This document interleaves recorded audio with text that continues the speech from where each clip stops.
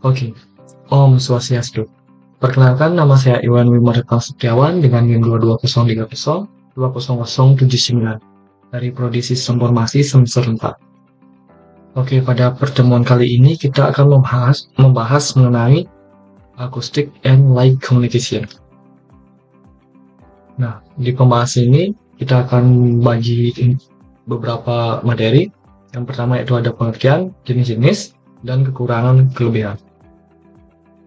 Yang pertama yaitu pengertian acoustic and light communication. Nah, pada communication akustik atau bisa disebut dengan komunikasi akustik melibatkan penggunaan gelombang suara untuk mentransmisikan informasi dari satu tempat ke tempat lain.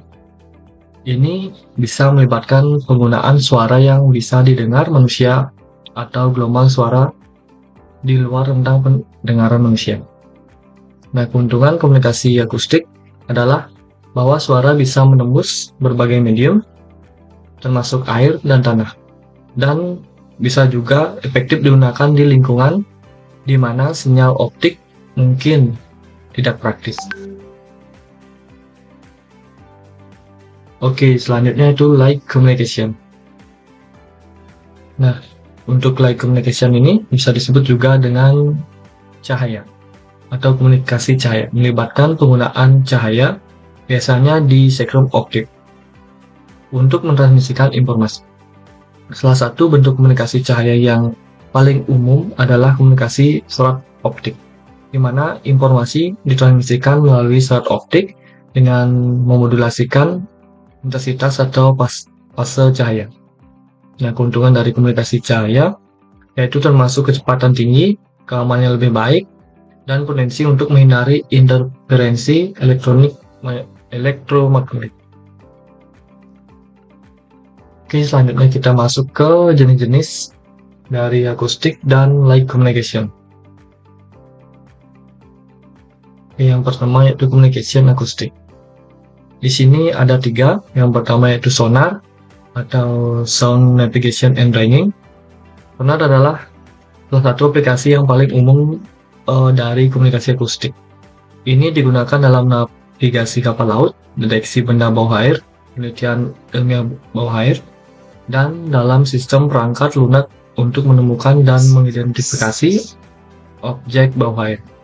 Contohnya yaitu penggunaan sonar termasuk dalam navigasi kapal bawah laut, penelitian ilmiah bawah air, dan pencarian kapal selam. Yang kedua yaitu komunikasi bawah air. Komunikasi akustik digunakan dalam komunikasi bawah air antara kapal selam, antar kapal, dan stasiun darat, serta dalam jaringan sensor bawah air untuk memantau lingkungan laut.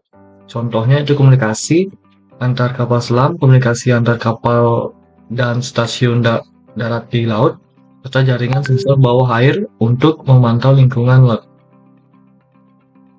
Next, yaitu yang ketiga, komunikasi dalam jaringan sensor nirkabel. Jaringan sensor nirkabel menggunakan sensor kecil yang berkomunikasi melalui gelombang suara untuk mengumpulkan data dari lingkungan termasuk penggunaan di dalam tanah. Oke, contohnya yaitu penerapan sensor tanah untuk memantau pertanian atau sensor struktur untuk memantau kendala bangunan. Oke, kita akan masuk ke light communication. Kita masih di jenis-jenisnya. Sini sama ada 3. Yang pertama yaitu komunikasi serat optik. Komunikasi ini adalah metode yang paling umum digunakan untuk mentransmisikan data melalui cahaya. Informasi ditransmisikan melalui serat optik dengan mengubah intensitas atau fase cahaya yang dikirim melalui serat. Contohnya dalam jaringan telekomunikasi, jaringan internet, dan transmisi data jarak jauh. Next, yang kedua yaitu infrared communication.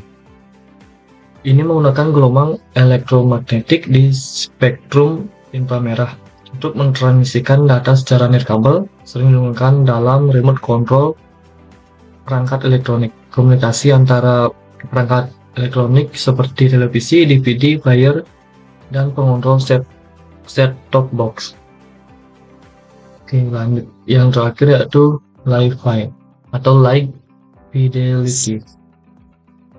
Oke, ini adalah teknologi yang menggunakan lampu LED untuk mentransmisikan data secara nirkabel melalui cahaya tampak. Contohnya yaitu penggunaan termasuk dalam jaringan komputer, kios publik, dan sistem pembayaran pintar di perkotaan. Next, kita masuk ke kekurangan dan kelebihan dari akustik dan light communication. Oke, kita membahas kelebihannya terlebih dahulu untuk di akustik.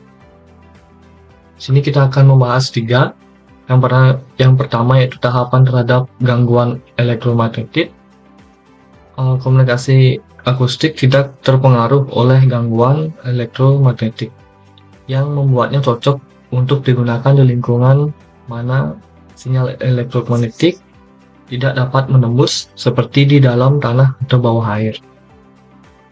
Yang kedua yaitu efektif di lingkungan yang tidak terlihat, yaitu gelombang suara dapat menembus berbagai medium termasuk air, tanah, sehingga komunikasi akustik cocok untuk penggunaan di lingkungan yang tidak terlihat oleh cahaya. Yang ketiga yaitu jangkauan jarak jauh. Nah, jangkauan jarak jauh ini gelombang suara dapat mentransmisikan informasi jarak yang cukup jauh tanpa terlalu banyak penurunan sinyal, terutama dalam lingkungan air. Kita masuk ke kelemahannya di communication akustik. Kita akan membahas 2, yaitu kecepatan terbatas. Kecepatan transmisi data dalam komunikasi akustik umumnya lebih rendah dibandingkan dengan komunikasi cahaya karena kecepatan gelombang suara lebih lambat daripada cahaya. Yang kedua yaitu rentan terhadap gangguan bunyi lingkungan. Komunikasi akustik rentan terhadap gangguan bunyi lingkungan seperti suara alam atau aktivitas manusia yang dapat mengganggu transmisi data. Oke, next kita masuk ke kelebihan light communication. Nah, di sini ada 3. Yang pertama yaitu kecepatan tinggi. Komunikasi cahaya, terutama melalui serat optik, menawarkan kecepatan transmisi data yang sangat tinggi, jauh lebih cepat daripada komunikasi akustik. Yang kedua yaitu kapasitas lebih tinggi. Serat optik memiliki kapasitas transmisi yang sangat tinggi, memungkinkan untuk mentransmisikan volume data yang lebih besar dalam waktu yang lebih singkat. Yang ketiga yaitu keamanan tinggi. Komunikasi cahaya, terutama Wi-Fi, dapat memberikan tingkat keamanan yang lebih tinggi dibandingkan dengan komunikasi akustik karena sulit untuk disadap tanpa akses langsung ke cahaya. Kita masuk ke kelemahannya. Sini juga ada 2, sama seperti yang di akustik, yaitu tidak efektif di lingkungan yang terbatas cahaya. Komunikasi cahaya tidak efektif dalam lingkungan yang memiliki cahaya yang terbatas atau terhalang, seperti dalam tanah atau dalam air keruh. Yang kedua yaitu terpengaruh oleh halangan fisik, terutamanya inframerah dan Wi-Fi dapat terpengaruh oleh halangan fisik seperti dinding atau objek lainnya yang menghalangi jalan cahaya. Nah, kita masuk ke kesimpulan, yaitu komunikasi akustik menggunakan gelombang suara untuk mentransmisikan informasi, sementara komunikasi cahaya atau light communication menggunakan cahaya untuk tujuan yang sama. Meskipun keduanya memiliki kelebihan dan kelemahan masing-masing, light communication atau komunikasi cahaya cenderung menawarkan kecepatan tinggi dan keamanan yang lebih baik. Sementara komunikasi akustik atau acoustic communication lebih cocok untuk di lingkungan di mana sinyal optik tidak praktis. Oke, sekian dari saya. Mohon jika ada salah kata, saya tutup dengan Prono Santi. Om Santi Santi Santi Om.